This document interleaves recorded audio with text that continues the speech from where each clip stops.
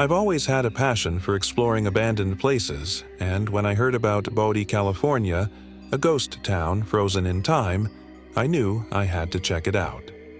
Bodie, once a bustling gold rush town, was now an eerie relic of the past, preserved in a state of arrested decay. I was determined to uncover its secrets, but I had no idea how terrifying my night would become.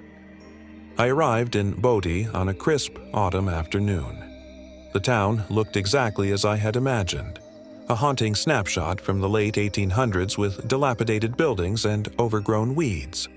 The silence was almost deafening, and an unsettling feeling crept over me as I began setting up my base in the old sheriff's office, known for its particularly creepy reputation. As the sun set, I ventured out into the town, eager to capture any paranormal activity. My first stop was the old saloon. The air was thick with the scent of stale beer and cigar smoke, remnants of a time long gone. While I was exploring, I thought I heard something strange. Old piano seemed to be playing a soft, melancholic tune.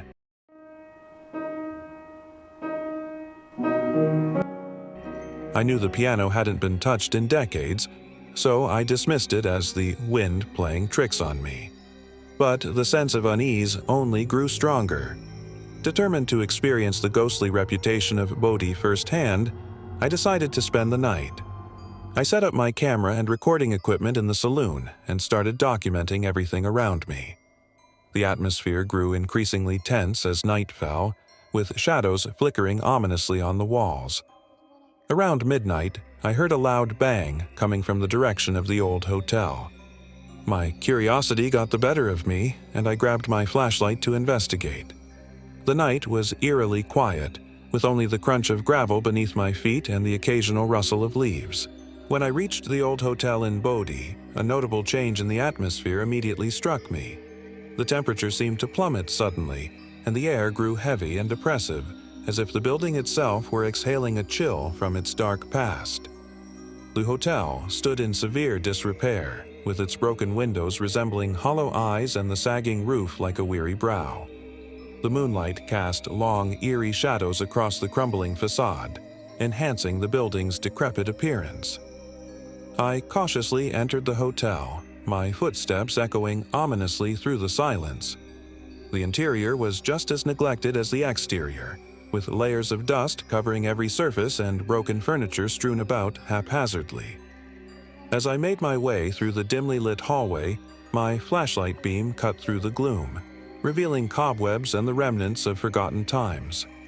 I noticed a door slightly half open at the end of the hallway. Intrigued, I pushed it open, revealing an old ballroom bathed in a ghostly silver light from the moon, streaming through the dirty, broken windows. The grand chandelier overhead was covered in a thick layer of dust, its crystals long lost their sparkle. The room, once a place of lively gatherings, now felt frozen in time, haunted by memories of laughter and music that had long since faded away. As I stepped further into the ballroom, the air grew colder still, and I heard a faint, disembodied whisper that seemed to drift through the room. My heart pounded furiously in my chest as I froze in place, straining to make out the source of the sound. The whispering grew louder, more insistent, as though a conversation was taking place just beyond my hearing.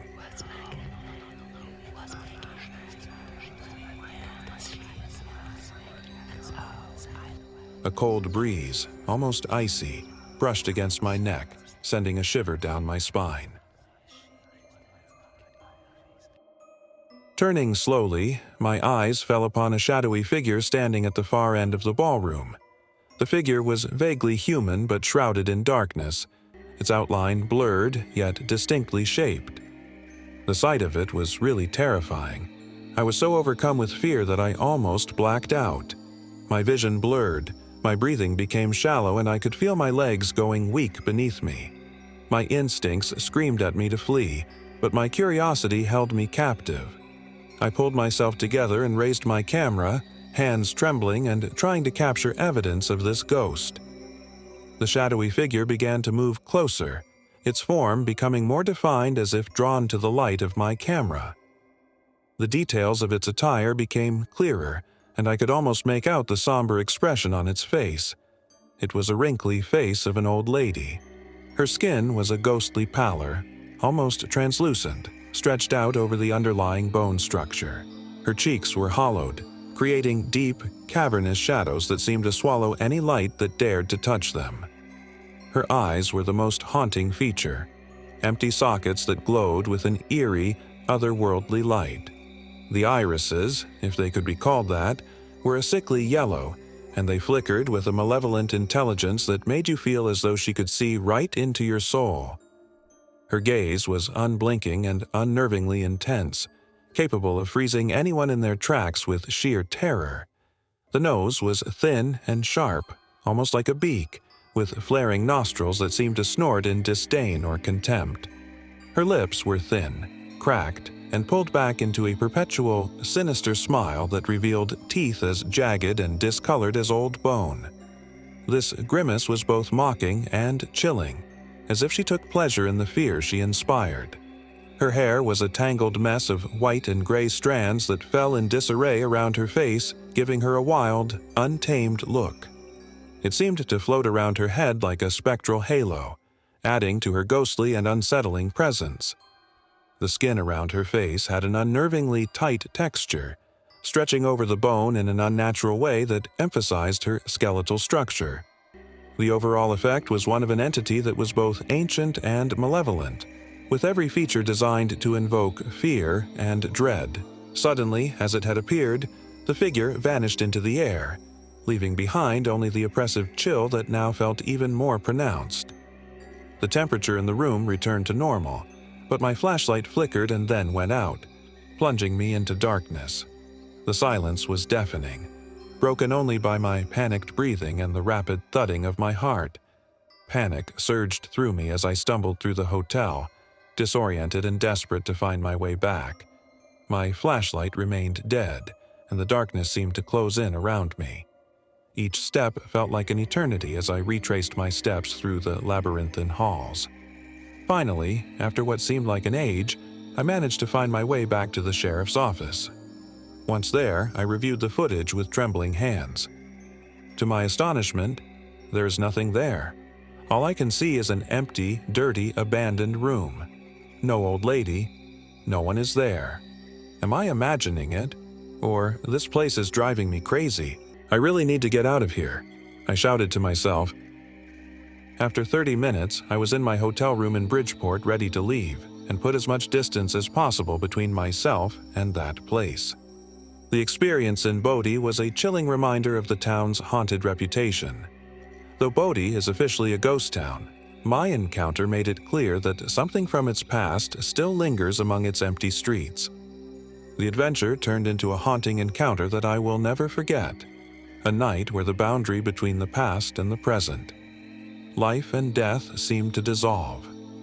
Bodie remains a place of mystery, drawing in those brave enough to uncover its secrets. My story is a testament to the fact that sometimes the ghosts of the past are more real than we dare to believe, and that in places like Bodie, the past is never truly gone, but merely waiting for the right moment to make itself known. If you enjoyed this one, don't forget to like, comment, and subscribe for the next video, where we dive into the Stanley Hotel infamous reputation, where two travelers lived the worst experience of their lives exploring this haunted hotel.